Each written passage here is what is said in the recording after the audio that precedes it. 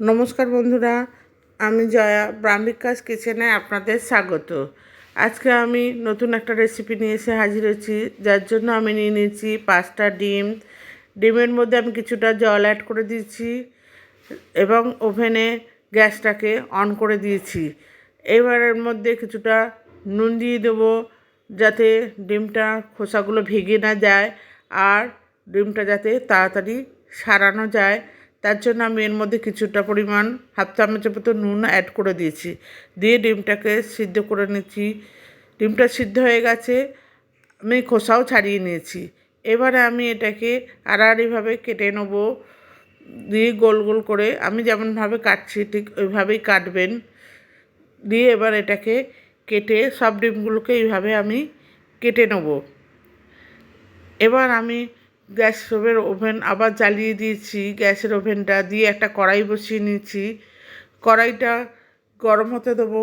কড়াইটা গরম হয়ে গেছে। এবার আমি এর মধ্যে দিয়ে দিচ্ছি কিছুটা পরিমাণে সর্ষের তেল।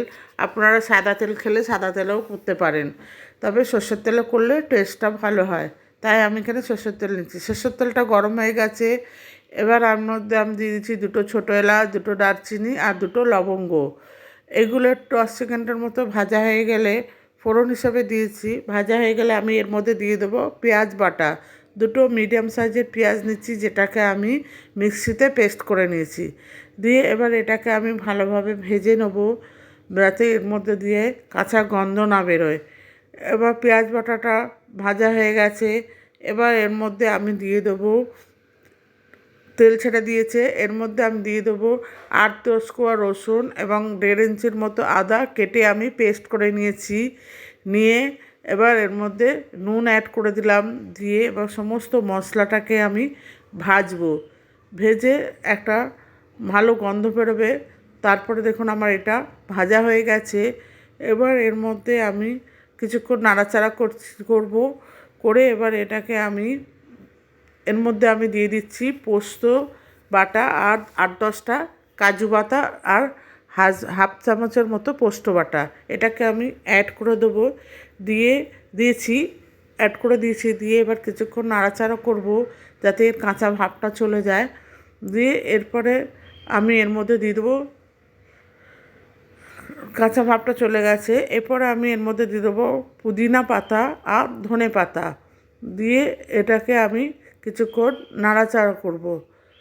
দিয়ে এবার পুদিনা পাতাটা অ্যাড করে দিয়েছি। অ্যাড করার পর দেখুন এটার কালারটা চেঞ্জ হয়ে গেছে। এবার আমি এর মধ্যে দিলাম হলুদ গুঁড়ো। হলুদ গুঁড়োটা অপশনাল, অ্যাড করতেও পারেন নাও করতে পারেন, তবে আমি এখানে অ্যাড করেছি হলুদ গুঁড়োটা। হলুদগুলো অ্যাড করার পর আমি এটাকে ভালোভাবে ভেজে নিয়েছি, যাতে হলুদটা যাতে গন্ধ না বেরোয়, সেই জন্য এটার মধ্যে অ্যাড করেছি, মানে ভেজে নিচ্ছি।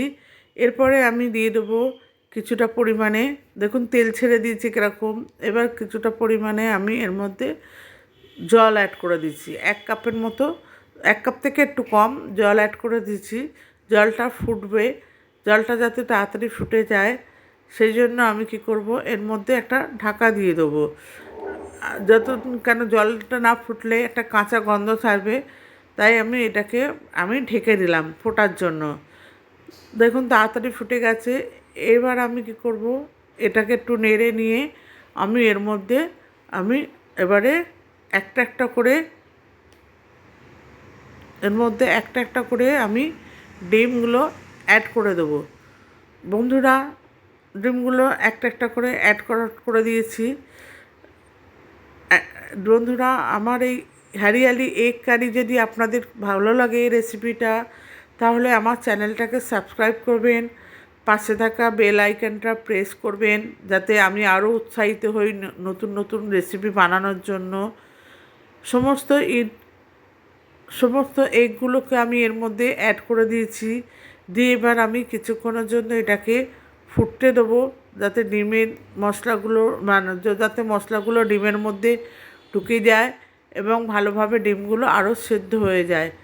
দেখুন এবার আমি এর জন্য একটা ঢাকা দিয়ে দিয়েছি, যাতে একটু ভালোভাবে সেদ্ধ হয়। এবার ঢাকনাটা খুলে দেখব, ডিমটা ফুটেছে। ফুটে মোটামুটি আমার গ্রেভিটা শুকিয়েও এসছে। এবার আমি এটাকে হালকা হালকা হাতে নেড়ে দিয়েছি। হালকা হাতে না নাড়লে এটা ভেঙে যাবে। এবার ওপর থেকে আমি বেরেস্তা অ্যাড করে দিয়েছি।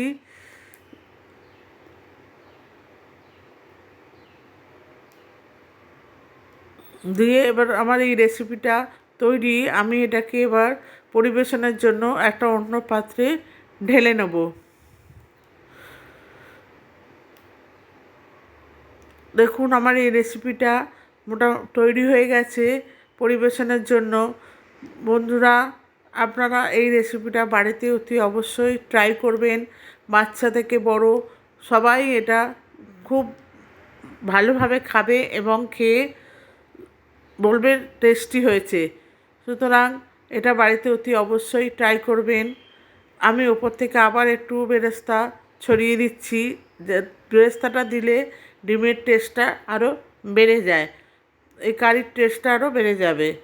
ধন্যবাদ বন্ধু ভিডিওটি শেষ পর্যন্ত দেখার জন্য।